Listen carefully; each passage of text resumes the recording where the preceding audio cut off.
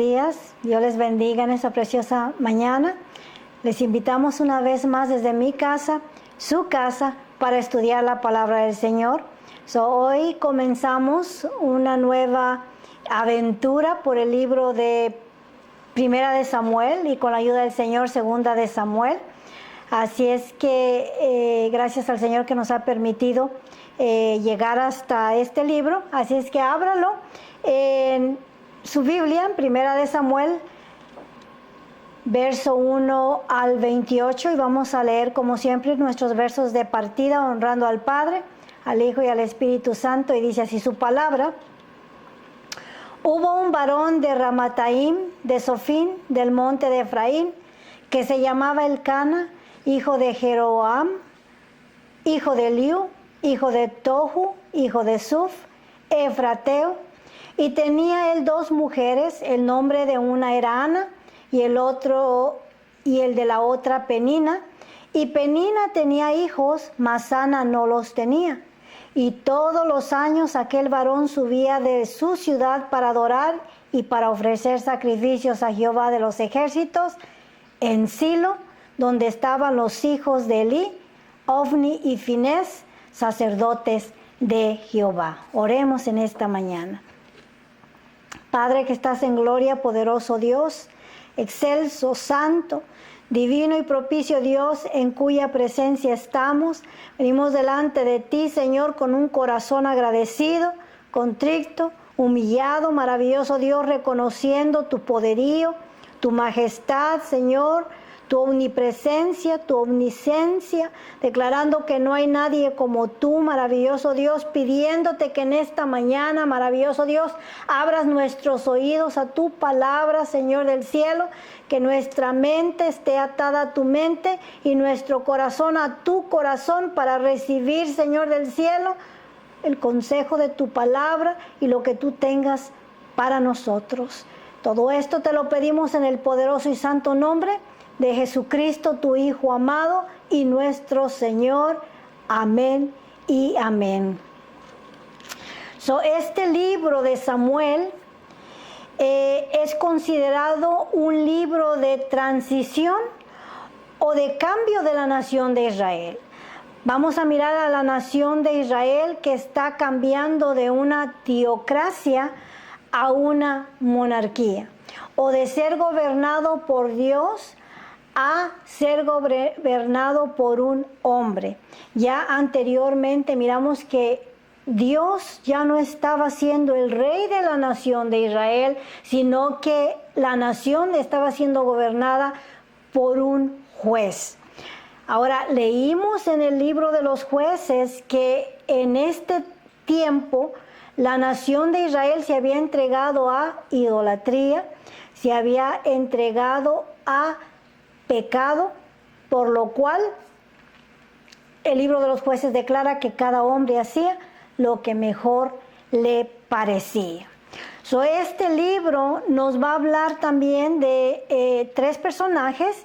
El primer personaje es Samuel. Vamos a mirar en este capítulo el nacimiento de Samuel. Vamos a mirar el reinado de Saúl, y por último vamos a ver a David entrar en escena en la historia y también ser coronado como el segundo rey de Israel. Ahora, este libro originalmente pertenecía en la Septuaginta al libro de los Reyes.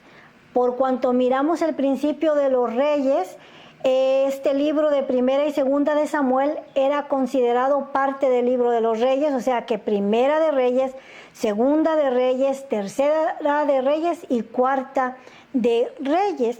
Pero más adelante, por el nacimiento de Samuel, fue que volvieron a nombrarlo Primera y Segunda de Samuel. Ahora, se desconoce el escritor, aunque en el Talmud, ¿verdad?, se le atribuye el capítulo 1 del verso 1 al verso 24 al autor Samuel, que él fue el que lo escribió, pero de los últimos capítulos y Segunda de Samuel se le atribuye a Agar y a Natán, ¿verdad? El profeta también de Dios, yendo ahí a Primera de Crónicas, capítulo 29, verso 29, leemos, dice, y los hechos del rey David, primeros y postreros, están escritos en el libro de las crónicas de Samuel vidente, en las crónicas del profeta Natán y en las crónicas de Gad vidente. Estos son los tres personajes a los cuales se les atribuye, gloria al Señor, el libro de Primera y Segunda de Samuel. Ahora, este libro de Primera y Segunda de Samuel van a cubrir un periodo de 90 años en la historia del pueblo de Israel, o el tiempo en el cual Samuel, ¿verdad?, viene a la historia desde su nacimiento hasta su muerte, ¿verdad? En el año, comenzando con el año 1100, se cree que fue cuando nació Samuel, hasta la muerte de Saúl del año 1010 antes de Cristo, y el segundo libro de Samuel describe el reinado de David alrededor del año 1010 a 970 antes de Cristo. Así nos ayuda el Señor, ¿verdad?, a entender su palabra. No duda que el libro de Samuel, su libro, tiene mucho que ofrecernos para nuestra vida espiritual. Vamos a comenzar con el capítulo 1, verso 1, que dice, hubo un varón de Ramataim, de Sofín, del monte de Efraín, que se llamaba Elcana. El nombre de Elcana quiere decir adquirido por Dios o redimido por Dios. Ya estuvimos estudiando en el capítulo anterior acerca de la redención. La redención quiere decir volver a comprar. Elcana quiere decir comprado por Dios o adquirido por Dios. Gloria al Señor. Ahora, miramos otro personaje que era del mismo lugar anteriormente. En el libro de los jueces, los últimos dos sacerdotes también eran del monte de Efraín, Éfratas. Ahora miramos también que Elcana era del mismo monte de Efraín.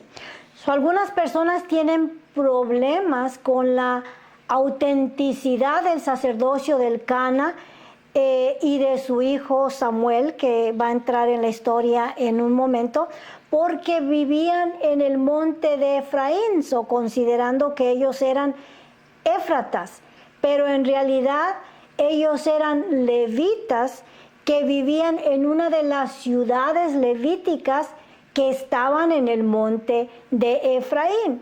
Yendo a Primera de Crónicas, capítulo 6, verso 22, encontramos que Elcana, era descendiente de Leví de parte de su hijo Coat. Esa era la línea que ellos venían siguiendo. También eran levitas calificados para ofrecer sacrificio y ofrenda delante del Señor. Leemos ahí en Primera de Crónicas 6:22, dice, los hijos de Coat, Aminadab su hijo, Coré su hijo, Asir su hijo. Verso 23 dice, Elcana su hijo. Elcana era levita, descendiente de Coat, y era también sacerdote de Jehová. Gloria al Señor. Verso 2 dice, y tenía él dos mujeres. El nombre de una era Ana y el de la otra Penina. Y Penina tenía hijos, mas Ana no los tenía. Este es el tiempo de la poligamia que era válida en esa cultura, y en esos días Elcana tomó dos mujeres. El nombre de una era Ana, que quiere decir gracia, y el nombre de la otra esposa era Penina, que quiere decir perla. Esta es la escena que tenemos, ¿verdad?, delante de nosotros, un hombre con dos esposas. Y una de ellas pues le daba hijos, mientras que la otra no podía darle hijos. Dice el verso 3, y todos los años aquel varón subía de su ciudad para adorar y para ofrecer sacrificios a Jehová de los ejércitos en Silo, donde estaban dos hijos de Elí, Ofni y Finés, sacerdotes de Jehová.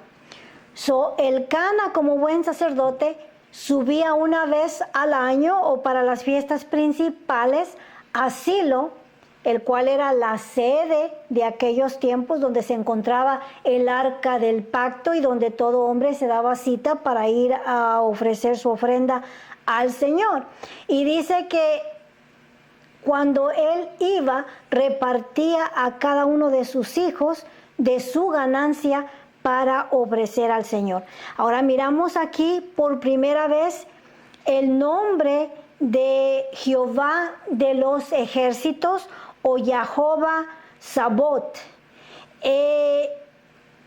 Este nombre de Jehová de los ejércitos es mencionado en este libro por primera vez y es mencionado 281 veces a través de toda la Biblia.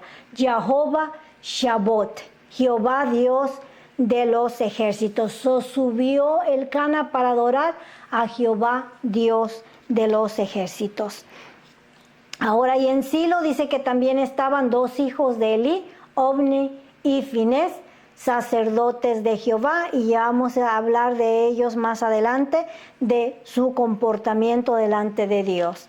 Dice el verso 4, y cuando llegaba el día en que Elcana ofrecía sacrificio, daba a Penina su mujer, a todos sus hijos y sus hijas, a cada uno su parte, pero a Ana daba una parte escogida, porque amaba a Ana, aunque Jehová no le había concedido tener hijos. Este es el escenario, un hombre de nombre Elcana que vivía en poligamía con dos esposas, a una la amaba más que a la otra, aunque no le podía dar hijos. Y hemos dicho, ¿verdad?, en otras ocasiones que el ser estéril o el no poder darle hijos a su esposo era considerado una maldición cultural. Su esposo podía divorciar por esta causa a su mujer. Sabemos que el sueño de toda mujer era darle hijos a su esposo, o su función primaria era producirle hijos a su esposo, pero esta Ana no había podido darle hijos a Elcana. Y parece ser que Elcana se casó primero con Ana, y al mirar que habían pasado algunos años ella no había podido producirle hijos, en vez de divorciarla, optó a tomar otra mujer para que le diera hijos. Y miramos que esta Penina o Perla salió a ser muy productiva, muy prolífera, ¿verdad? Daba hijos e hijas uno tras otro como buena esposa, ¿verdad? Ahora, miramos que Elcana favorecía a Ana porque la amaba, y podemos mirar la diferencia en que cuando repartía a cada uno de sus hijos les daba porciones, pero a Ana le daba una porción especial o una porción más grande. A ella le iba mejor, gloria al Señor. Dice aquí, y su rival la irritaba enojándola y entristeciéndola, porque Jehová no le había concedido tener hijos. Dice el verso que Penina era su rival. Y es trágico usar esta palabra en familia, porque aunque las dos competían por el cariño de un solo hombre, no obstante no dejaban de ser familia según la cultura y las costumbres de aquellos tiempos. Era algo legal que hoy en día para nosotros pues no es aceptable, sin embargo es legal. Yo tuve una compañera que trabajé con ella y era musulmana, y ella era la esposa número 3 de su esposo, y ella era la primera. Después de ahí él tomó otras 2 mujeres y la relación ya no funcionó, porque ella sentía que era desleal lo que estaba ocurriendo en su matrimonio. Y hemos dicho en repetidas ocasiones que a un hombre le cuesta complacer a una sola mujer. ¿Cómo va a complacer a 2 o cómo va a complacer a 3. Esta es la costumbre en el Medio Oriente entre los musulmanes, pero en nuestra cultura judeo-cristiana no es así. Marido de una sola mujer, esposo de una sola mujer. Ahora dice que Penina constantemente la estaba hostigando, la estaba irritando, enojándola y entristeciéndola con sus comentarios, porque cada comentario era acerca de su inhabilidad de poder tener hijos. No duda que salía Penina, ¿verdad?, agarrándose la barriga y diciéndole, voy a tener otro hijo, ña, para irritarla. Y obviamente la otra se metía a su lugar entristecida porque ella no podía tener hijos, ¿verdad?, por decirlo así. Y dice aquí algo importante, porque Jehová no le había concedido tener hijos. Su esterilidad era de parte de Dios, era un plan de Dios. Fue Dios quien permitió su esterilidad para que Dios pudiera obrar sus planes en la vida de Ana. Gloria al Señor, Él tenía planes para esta mujer. Dice, así cada año cuando subía a la casa de Jehová, la irritaba así, por lo cual Ana lloraba y no comía, ¿verdad? Subía a la casa del Señor. Subir a la casa del Señor era hacer una fiesta. La gente se daba cita en la sede, en Silo, para ir a ofrecer su ofrenda al Señor. Recordamos que la ofrenda consistía en 3 partes. La primera parte era para el Señor, ¿verdad?, quemada en holocausto, esa era la ofrenda. La segunda parte era para el sacerdote que ofrecía la ofrenda. Y la tercera parte era para sentarse delante del Señor y hacer fiesta con Dios. Más o menos parecido a nuestro día de acción de gracias o Thanksgiving, en el cual primeramente agradecemos la bondad del Señor para con nosotros, la abundancia de pan en la cual Él nos tiene, el favor de Dios sobre nuestra vida, y después compartimos el pan y alabamos y agradecemos al Señor. Este era un momento de fiesta, pero Ana se encontraba desmejorada, se encontraba triste, afligida a causa de su rival Penina, que la hostigaba constantemente, ¿verdad? Y ella no sabía cómo callarle la boca a Penina. Dice el 8, y el Cana, su marido, le dijo, Ana, ¿por qué lloras? ¿Y por qué no comes? ¿Y por qué está afligido tu corazón? ¿No te soy yo mejor que 10 hijos? El Cana no comprendía a su esposa, no comprendía las necesidades de su mujer. Ahora, Ana lo que necesitaba de su esposo era simpatía y comprensión, no su reproche. ¿No soy yo mejor que 10 hijos? Él estaba siendo hasta cierto modo egoísta con ella, no mirando su necesidad. Muchas ocasiones la esposa no necesita que el hombre le diga lo que tiene que hacer, sino simple y sencillamente su simpatía, su oído, su pecho para llorar y decirle, te comprendo, vamos a orar, el Señor te va a ayudar. De perdida, eso es suficiente, gloria al Señor. Y dice el verso 9, y se levantó Ana después que hubo comido y bebido en Silo, ya le rogó, come Ana, bebe. Y mientras el sacerdote Elí estaba sentado en una silla junto a un pilar del templo de Jehová, ella con amargura de alma oró a Jehová y lloró abundantemente. Ana en su amargura, en su aflicción, vino y derramó su alma en lágrimas, en llanto delante del Señor. Y esto es lo correcto, esto es lo mejor que podemos hacer en nuestra aflicción, en nuestra desesperación, en nuestra tristeza. Lo mejor es ir y postrarnos a los pies del Señor y derramar nuestra alma, gloria al Señor. Y en su aflicción, Ana hizo un voto delante del Señor, dice el voto. E hizo voto diciendo, Jehová de los ejércitos, segunda vez que escuchamos esta palabra, Jehová Shabbat, si te dignares mirar a la aflicción de tu sierva, y te acordares de mí, y no te olvidares de tu sierva, sino que dieres a tu sierva un hijo varón, yo lo dedicaré a Jehová todos los días de su vida, y no pasará navaja sobre su cabeza.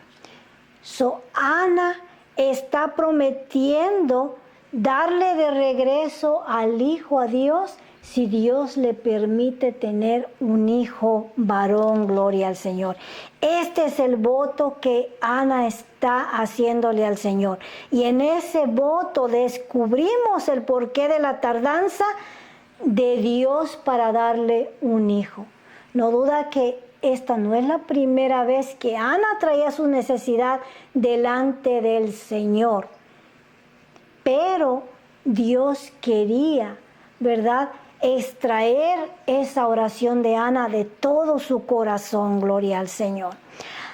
Ahora ella está desesperada delante del Señor, no come, no bebe, no hace otra cosa sino llorar, y en su desesperación le promete a Dios que si le da un hijo varón, ella se lo va a dedicar y se lo va a entregar de regreso para que ese hijo esté delante del Señor todos los días de su vida. Y le promete al Señor y dice, y no pasará navaja sobre su cabeza. Ella también está pronunciando sobre Samuel el voto del nazareo o del nazareato para Samuel.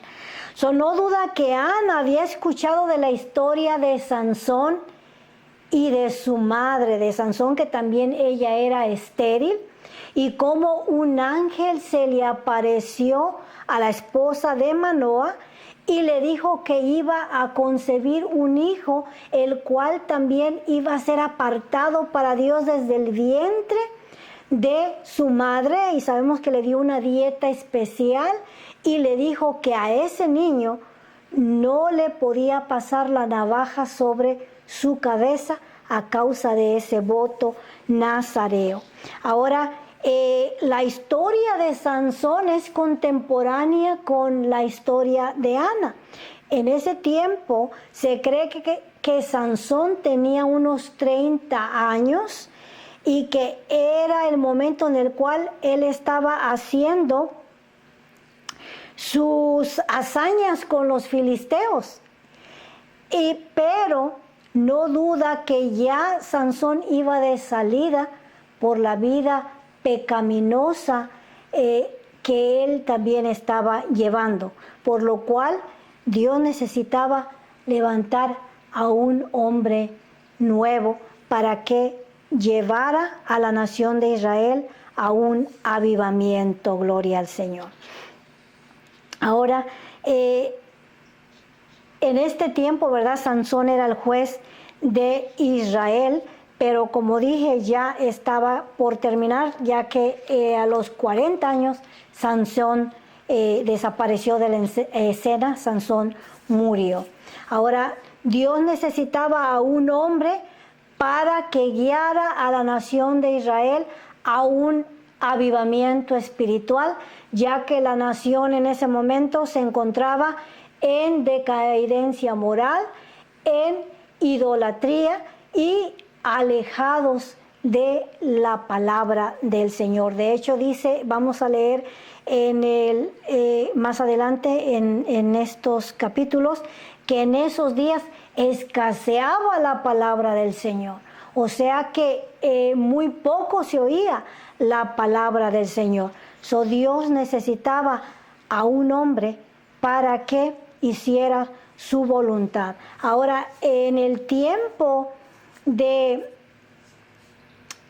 es trágico, ¿verdad?, cuando el Señor tiene que buscar a una mujer para hacer su obra, porque no encuentra a un hombre disponible, gloria al Señor. En el tiempo de Ezequiel, el Señor buscó a un hombre que intercediera.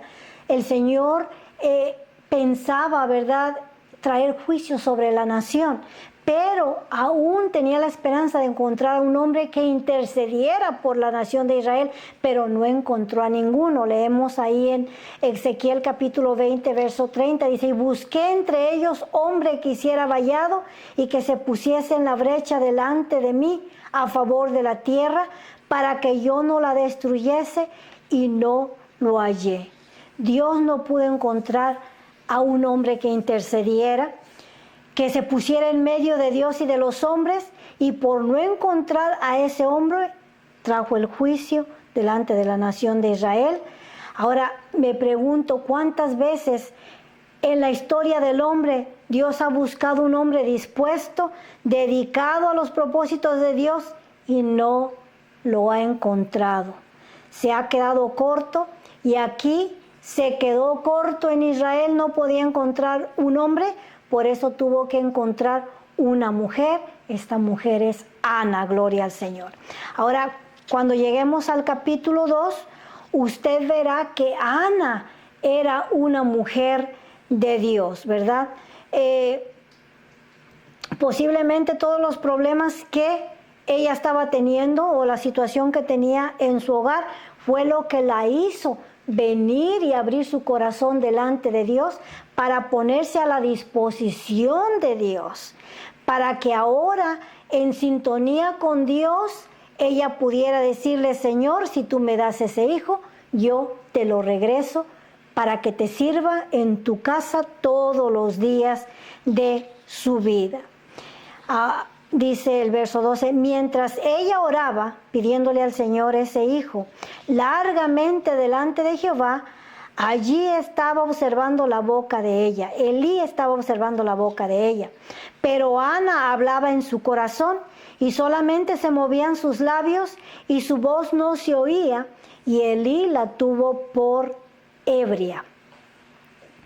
Postrada delante del Señor, en su agonía de alma o de espíritu, oraba en silencio. Su amargura era tan grande que ella no podía expresar palabras o omitir palabras. La fonética no se escuchaba, solamente se escuchaban los sollozos y los gemidos del llanto de Ana, y ella no abría su boca. En su sollozo el cuerpo se movía, ¿verdad? Y Elí la tuvo por borracha, por ebria. Dijo, a esta se le pasaron las micheladas, ¿verdad? Está hasta las chanclas. Ahora, esto nos lleva a la condición de esos días. Aquí está el sacerdote en el tiempo, en el templo, perdón, viendo a una mujer llorando delante del Señor, moviéndose tal vez, temblando delante del Señor, y la tiene por ebria. Ahora, esto era algo inusual, algo que ya no se veía en el templo de Dios. O sea, las mujeres subían con su esposo también a adorar al templo de Jehová, pero en vez de entrar al templo a adorar, se quedaban afuera ebrias, tiradas por ahí en las banquetas de la ciudad, porque era un tiempo de fiesta, un tiempo de regocijo, pero con el Señor. Era inusual para él mirar a las mujeres ya entrar al templo a orar. Aquí había solo una mujer orando delante del Señor, ¿verdad? En una de las iglesias, un gran grupo va a socializar, mientras 2, 3 son las que están en el altar orando, ¿verdad? Así es que los tiempos no han cambiado mucho. Por eso, para él mirar a esta mujer ahí, dijo, oh, otra borracha más en el templo. Y por eso esa fue la evaluación del sacerdote, está borracha. Entonces ella le dijo, entonces Elí le dijo, ¿hasta cuándo estarás ebria? Digiere tu vino. El sacerdote tenía la autoridad para corregirla y sintió de venir y decirle, ¿hasta cuándo vas a dejar la botella y te vas a componer? Ya deja tu cruda, en pocas palabras. Y Ana le respondió diciendo, no, Señor mío, yo soy una mujer atribulada de espíritu. No he bebido vino ni sidra, sino que he derramado mi alma delante de Jehová. No tengas a tu sierva por una mujer impía, porque por la magnitud de mis congojas y de mi aflicción he hablado hasta ahora. Esta es sin duda la oración que llega al cielo, la que sale del corazón. Yendo al capítulo 8 del libro de Romanos, Pablo nos dice, ¿verdad?, que la oración llega a un punto en el cual las palabras ya son escasas, hacen falta, sino que es cuando el Espíritu Santo empieza a interceder por nosotros con gemidos indecibles, el cual ya no hablamos palabras, son solamente gemidos delante del Señor. Dice, si hemos de pedir como conviene, no lo sabemos, pero el Espíritu Santo nos asiste en nuestra oración, ¿verdad? Él es el que interpreta nuestra oración delante de Dios, porque las palabras se terminan. En este estado se encontraba Ana orándole al Señor, ¿verdad? Su oración llegó a lo máximo. Ella vació su corazón, se le terminaron las palabras y solo sollozaba delante del Señor. La Biblia dice que la oración del justo puede mucho. Aquí había una mujer justa orando delante del Señor, ¿verdad? Ahora dice, no me tengas por mujer impía. Impía es una mujer que conoce la palabra del Señor, pero aun conociendo la palabra del Señor, vive fuera de la voluntad de Dios. No me tengas por mujer impía. El verso 17 dice, Elí respondió y dijo, ve en paz, y el Dios de Israel te otorgue la petición que le has hecho. Y ella dijo, halle tu sierva gracia delante de tus ojos. Y se fue la mujer por su camino y comió y no estuvo más triste. Ana le creyó a las promesas del Señor. Ana creyó que Dios había escuchado su oración. Y una señal de que se fue de ese lugar en fe es que se levantó y comió y bebió. Si tú estás triste, pero Dios te dio una palabra y Dios te dio una promesa, la señal de que tú le creíste a Dios es levantarte y actuar en fe. Ya no estoy triste, ya me regresó el apetito, ya estoy contenta porque Dios me habló y me dijo que Él va a concederme la petición de mi corazón. La actitud de Ana cambió. Y aún yo creo que el Cana se preguntaba qué le pasó a Ana que ha cambiado de actitud. Eso no quiere decir que Penina dejó de molestarla. Ella siguió molestándola, pero a Ana ya no le importó porque tenía la promesa del Señor y se fue en paz, gloria al Señor. Las promesas del Señor traen paz a nuestra vida. Es el verso 19, y levantándose de mañana adoraron delante de Jehová y volvieron y fueron a su casa en Rama, y el Cana se llegó a su mujer y Jehová se acordó de ella. Habían ido a adorar delante del Señor. Ahora no duda que su oración había sido oída. Ahora la oración de Ana ya no era de rogativa, era de gratitud, ¿verdad? La oración completa, como el Señor nos la dio, el modelo que le dio a sus discípulos, comienza con adoración, viene con petición y termina también con adoración. Ella comenzó adorando al Señor, vino su petición y ahora regresó a adorar al Señor, pero después de haber adorado al Señor, regresó a su casa y el Cana, su marido, se llegó a Ana, gloria al Señor. Dice, verso 20, aconteció que al cumplirse el tiempo, después de haber concebido Ana, dio a luz un hijo y le puso por nombre Samuel, diciendo, por cuanto lo pedí a Jehová. Aconteció que al cumplirse el tiempo, o sea que regresó de Silo, se llegó su marido a ella y 9 meses después, al cumplirse el tiempo, le nació ese hijo que Dios le había prometido y le puso por nombre Samuel, que quiere decir pedido a Dios. Ella se lo pidió al Señor y el Señor se lo concedió. Gloria a Cristo Jesús. Después subió el varón Elcana con toda su familia, ya había cumplido el año, para ofrecer a Jehová el sacrificio acostumbrado y su voto. Pero Ana no subió, estaba recién compuesta, sino dijo a su marido: yo no subiré hasta que el niño sea destetado, para que lo lleve y sea presentado delante de Jehová y se quede allí para siempre. Ana hizo un voto delante del Señor. Señor, si tú me das un hijo, yo te lo voy a regresar y lo voy a llevar a tu casa para que te sirva el resto de su vida. Gloria al Señor. El plazo que ella se dio para llevárselo a la casa del Señor fuera hasta que el niño fuera destetado. Estamos hablando de la edad entre 4 a 5 años, era en el cual más o menos el tiempo en que se destetaba un niño.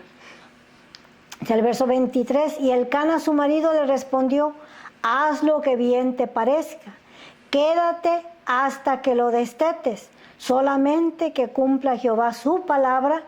Y se quedó la mujer y crió a su hijo hasta que lo destetó.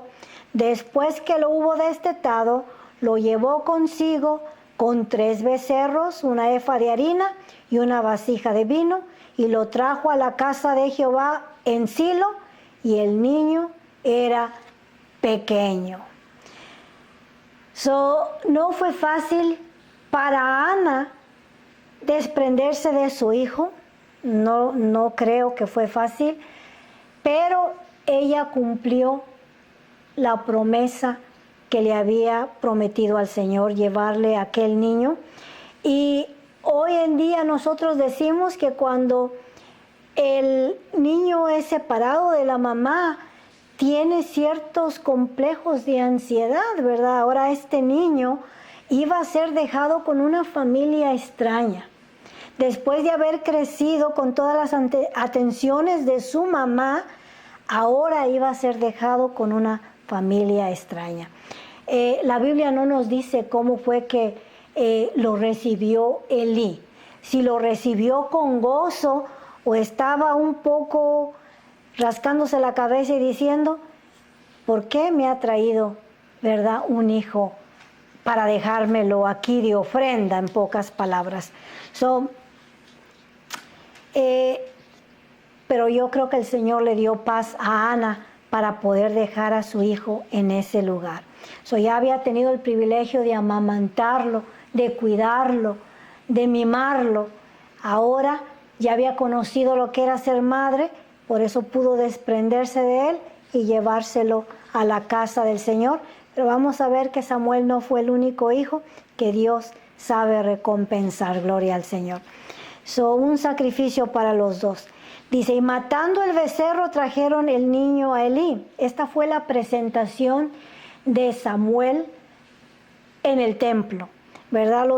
Nosotros también como cristianos no bautizamos a los niños porque la Biblia no lo respalda. No hay ningún lugar en la palabra del Señor que hable de bautizar a un infante, sino de presentarlo.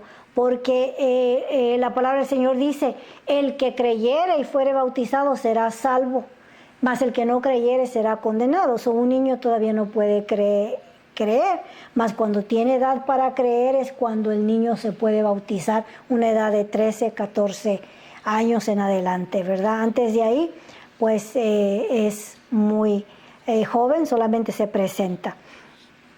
Dice: y Elí dijo, y ella dijo, llegó delante de Elí, y ella dijo emocionada: oh Señor mío, vive tu alma.